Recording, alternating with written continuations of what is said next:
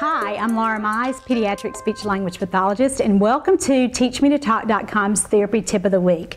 For this week's Therapy Tip of the Week, I already gave you lots of ideas for learning to call Mama.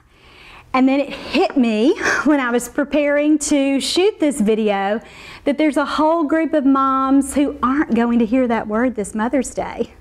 Maybe you have some clients on your caseload right now that having a child say the word mama is just not realistic. Perhaps they're already AAC users.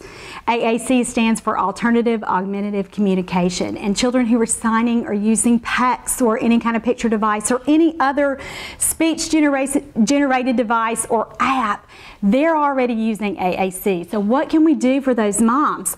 We can use the same kinds of ideas that I already showed you in the previous Therapy Tip of the Week and include a picture of mom on their existing device or a sign for mama. And again, we're playing those same games and teaching a child how to use his device communicatively to call his mom mama. And remember, moms are waiting to hear that word. And if they're not going to hear it verbally, we better get on teaching how to help their child use it in whatever way he or she possibly can.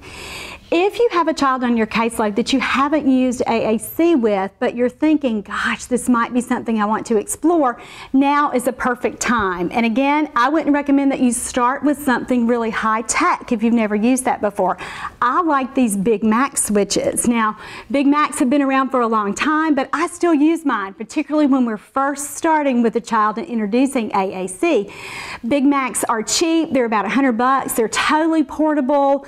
They're easy. And I have found really good follow-through with parents when we train them during our sessions to use them in the ways that we want to do. So for a child how to call his mom, we can set it up this way. First of all, you're going to want to take a picture of the child's mom and have it on the switch. I never use the switch without having a symbolic representation of what that message needs to be. And that, again, really helps the child transition to a more complex device once he's mastered this first kind of device use. So you're going to put mom's picture on there. You're going to have her program the Big Mac with her voice saying, Mama, Mama, Mama. And again, some moms may be uncomfortable using that exaggerated sing-song, kind of over-the-top way to say their names, but you really want to encourage them to do it in that way so that it becomes motivating for the child, and it's playful and it's fun. And with toddlers, that's always our #1 goal. We want to make sure that they're motivated to communicate. So get mom to record it on there, and then you're going to play the game just like I showed you in the previous video. If you haven't watched that, go back and watch it for those step-by-step instructions.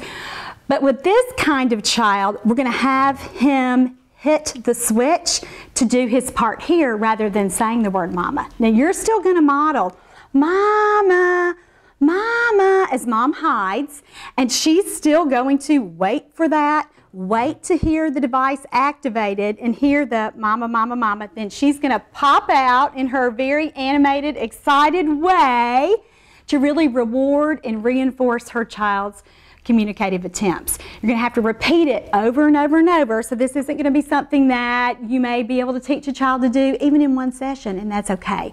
The repetition is what's important, and again, more than anything, we want to teach our little friends to use their devices at home and in everyday life so that this truly becomes their voice.